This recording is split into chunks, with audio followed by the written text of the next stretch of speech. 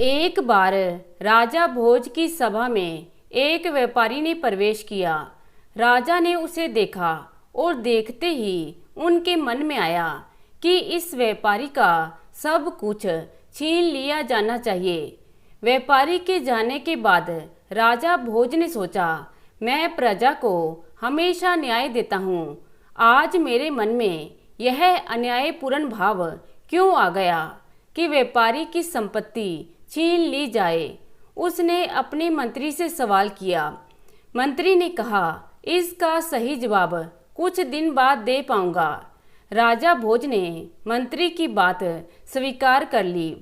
मंत्री विलक्षण बुद्धि का था।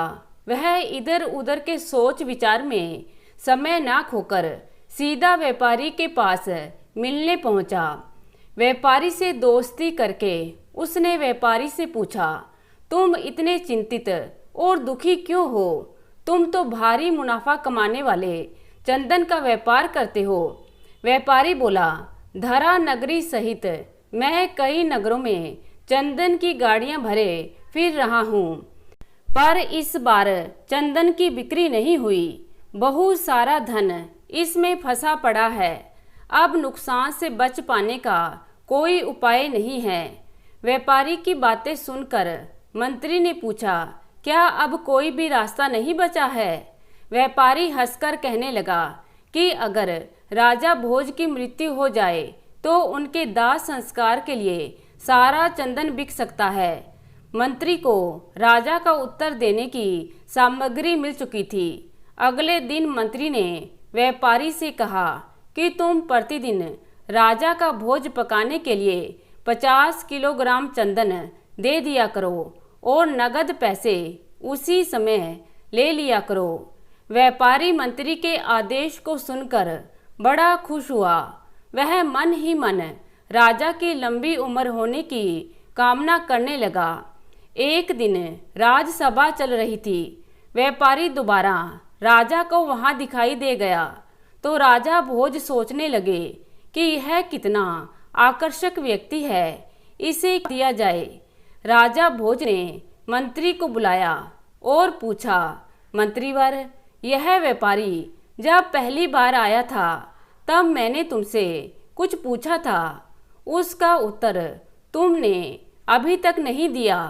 खैर, आज जब मैंने इसे दोबारा देखा तो मेरे मन का भाव बदल गया। पता नहीं आज मैं इस पर खुश क्यों हो रहा हूँ और इसे इनाम देना चाहता हूँ। मंत्री को तो जैसे इसी क्षण की प्रतीक्षा थी। उसने समझाया, महाराज, दोनों ही प्रश्नों का उत्तर आज दे रहा हूँ। जब यह पहले आया था तब अपनी चंदन की लकड़ियों का ढेर बेचने के लिए आपकी मृत्यु की कामना कर रहा था, लेकिन अब यह रोज आपके भोजन के लिए 50 किलोग्राम चंदन की लकड़ियां देता है। इसलिए अब ये आपके लंबे जीवन की कामना करता है। यही कारण है कि पहले आप इसे दंडित करना चाहते थे और अब इनाम देना चाहते हैं। तो दोस्तों, अपनी जैसी भावना होती है वैसा ही प्रतिबिंब दूसरे के मन पर पड़ने लगता है। जैसा हम होते हैं वैसे ही परिस्थितियाँ हमारी ओर आकर्षित होती हैं। हमारी जैसी सोच होगी वैसे ही लोग हमें मिलेंगे। यही इस जगत का नियम है।